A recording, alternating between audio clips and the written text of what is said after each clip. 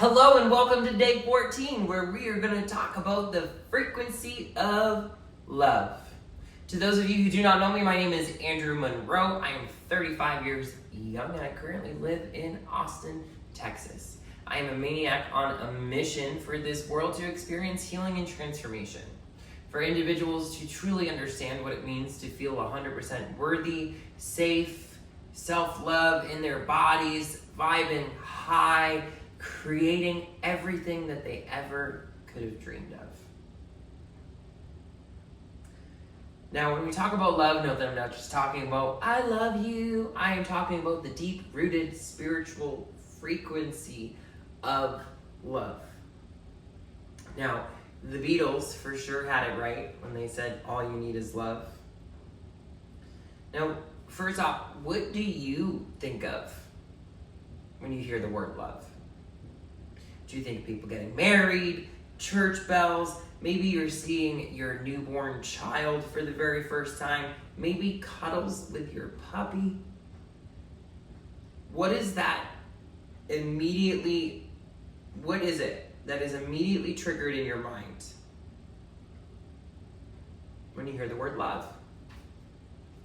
That's your conditioned response. Meaning all of the information that you have currently gathered about love will dictate your perception of what love is.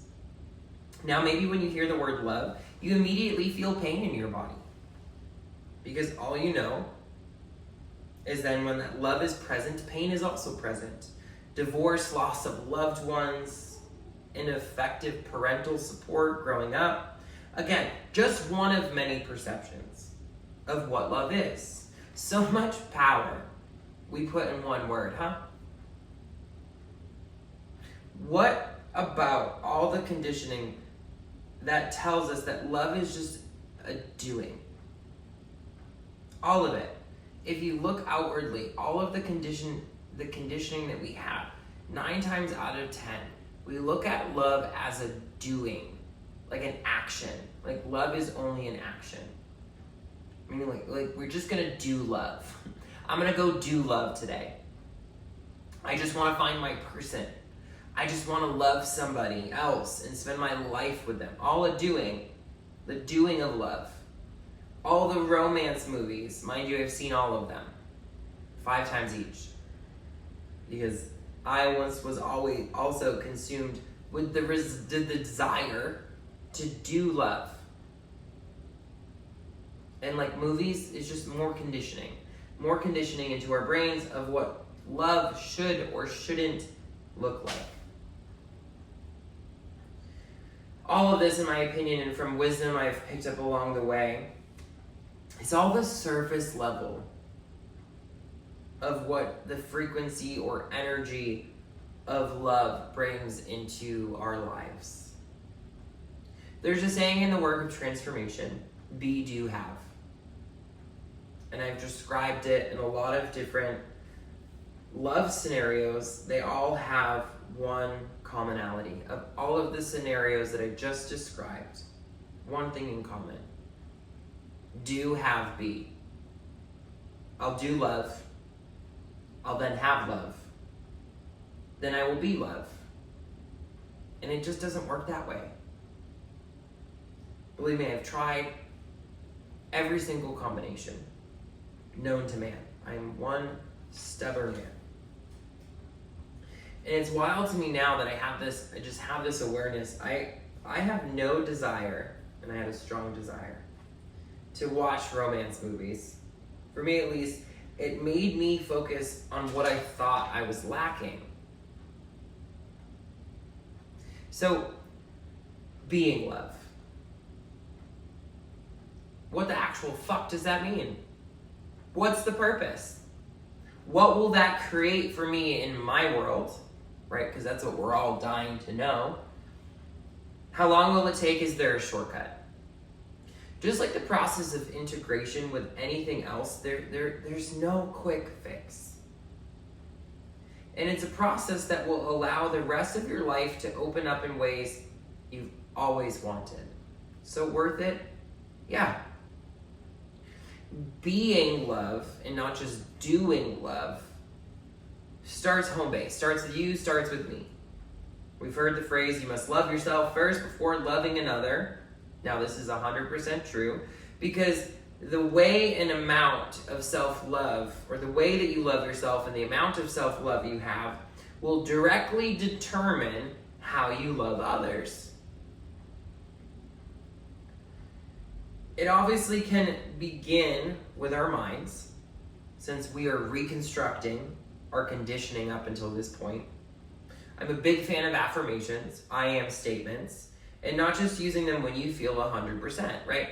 I wake up, I'm grateful to be alive, and I'm like, yeah, I am worthy, I am love, I am abundance, I am grateful for this, right? The days that you feel 100%, super easy to wake up and practice your affirmations.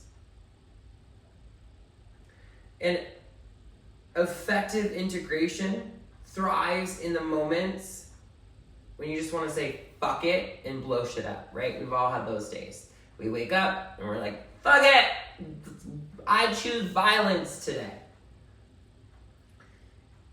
In the darkest of storms, we must be willing to recreate the new story. That's where the magic happens.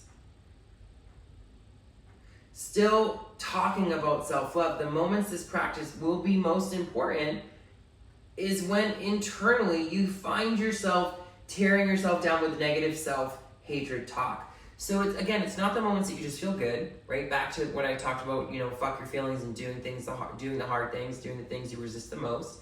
It is in the moment where you want to say, I don't love myself, I look fat, oh my God, I feel gross, all of that. It's in those moments where it is pivotal and most important, and probably the most challenging, to tap into, I am loved, I am worthy.